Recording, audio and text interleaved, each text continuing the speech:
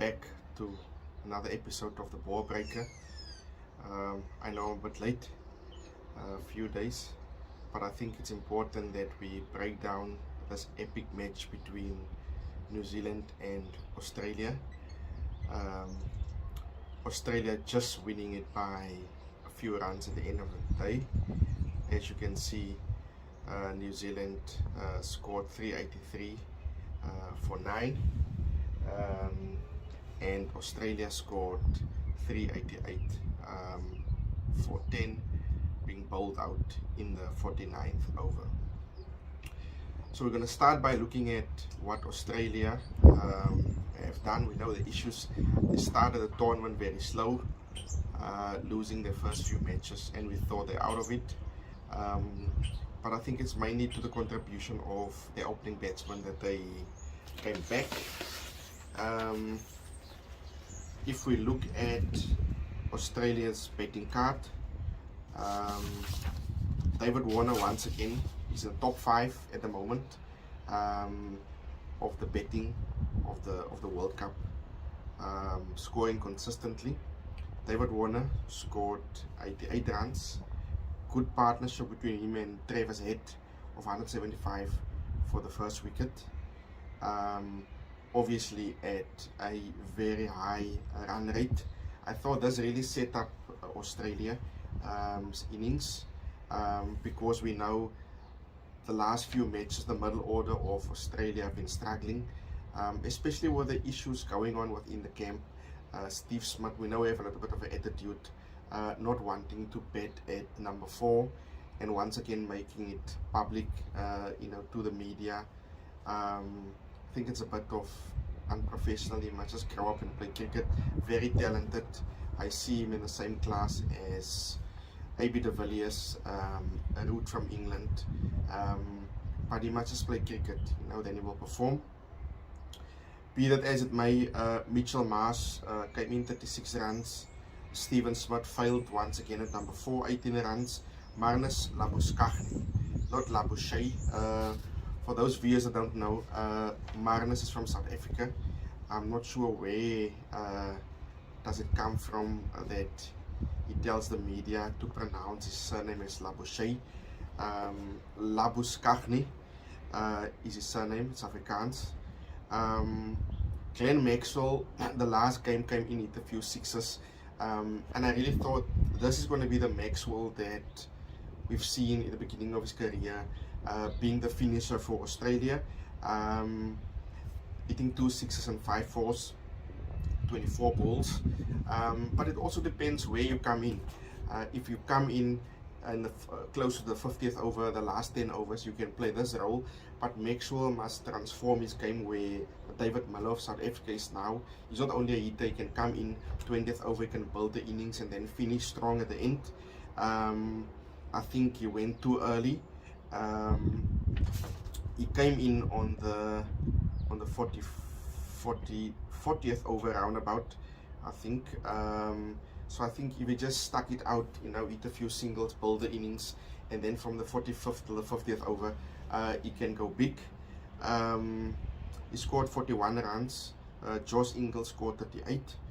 And man, I've got so much respect for this captain of Australia, especially after I've seen the clip where they want to take a team picture, and due to one of the teammates that are Muslim, told them to hide the alcohol away. Yeah, just so much respect, man, for the way that he conducts himself. He's not the normal typical Australian, like Steve Smith and Dave Warner, that had a boyish menace. So yeah, heads up to Pat Cummins. Good performance with a bat from him, and his leadership qualities. Mitchell Starc got a duck, and then Zampa also got the duck, bowled out by Trent Boult. So Australia, sorry, I keep on thinking of my country. Yeah, we just won the Rugby World Cup, so South Africa's in my head.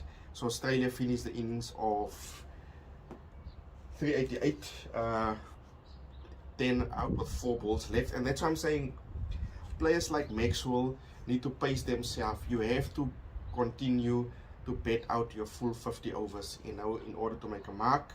But it's up to Australia. You know, the first team that make 3 consecutive 350 plus runs in the World Cup, so they can run, but they can score runs. But again, I'm gonna say this is mainly due to the opening batsman, David Warner and Travis Head. Mainly David Warner, they've been so consistent in this World Cup. If you look at the bowling of New Zealand in this first innings, main contributors for the wickets is Trent Boult with 3 wickets, 77 runs. That's the thing what I've noticed. Trent Boult gets a lot of wickets, but also expensive. So if he's going to be off his mark that little bit, he will be hit a 4 or 6. Most of the batsmen in the World Cup now is very, very competent and experienced. No one is scared of Trent Boult like when he started off with that in-swinging Yorkers of him. They know how to play him, almost like a massive Malinga when he started off with a slinging arm. He also reminds me of Boomerang of India now. They have the same action. As they start their career, you know, people fear them.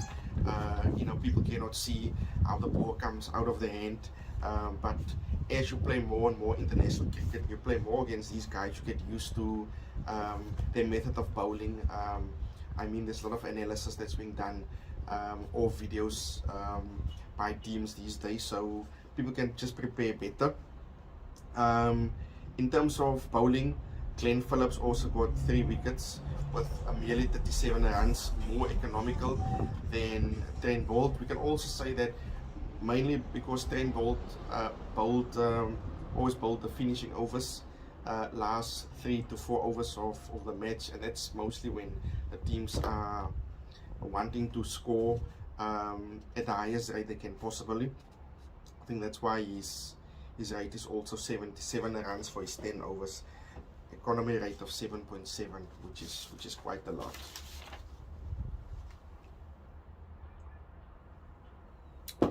We're going to look at New Zealand's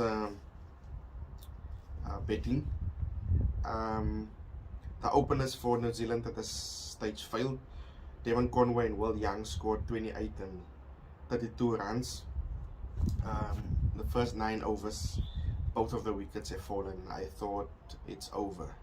I thought it's over for New Zealand, but Rashina Ravindra scored a beautiful 116 with 9 fours and 5 sixes. Him and Daryl Mitchell put on a beautiful partnership between the two of them. Mitchell scoring 54 runs. The middle order of New Zealand didn't do so well. You have Tom Latham 21 runs and Glenn Phillips scoring 12. James Neesham is a very exciting batsman. I knew something was going to happen. It's just a pity that the tail couldn't give him more support at the end of the day. And he was out in the 49th over with 1 ball to go. I just feel if maybe Tom Latham and Glenn Phillips have scored a bit more, and maybe contribution by the opening batsman, then it could have gotten them over the line. But it's off to James Neesham, and it's off to Australia that they kept themselves calm and composed in this last few overs of the match. In terms of bowling, I must say that once again, opening bowlers, Hazelwood, Mitchell Starc, very expensive. With a new ball, it's easy to score if you have quality batsmen. I'm going to say that again. In terms of other batsmen, bowlers, Pat Cummins scored 2 wickets, and then Adam Zampa. We know we're playing in India. There's gonna be pitches that spin, so I think that's maybe something that Australia should consider, giving Glenn Maxwell more opportunity to bowl. Currently, the top 4 we have South Africa, India, Australia, and New Zealand. I foresee New Zealand and South Africa playing semi-final, and India and Australia. So you know how India go when you play in their country. They're gonna make spin pitches. So Adam Zampa and Glenn Maxwell is gonna be key when it comes to the playoffs. Also in terms of betting lineup, if the middle order of Australia is not going to flourish, they have to think of Cameron Green and Marcus Stoinis maybe to replace Glenn Maxwell and Mitchell Mars, or maybe just one of them, just to give them the extra bowling option. Yeah, but let's see what's going to happen in the upcoming games. Once again, sorry for the late making of this video. We're going to try and make the video immediately after each match going forward. Please like, share and subscribe. Give your comments below. What else do you want us to make videos on? Do you want us to make a video about the controversial decision about the umpire, New Zealand versus Pakistan versus that's 4 days later. Pakistan fans are still speaking about it, blaming the umpire for that decision. But yeah, no one is perfect. I feel it was a good decision. It could have went either way. And like I said, that's a thing of technology. No one is perfect at the end of the day. But yeah, thanks for supporting, and see you in the next video.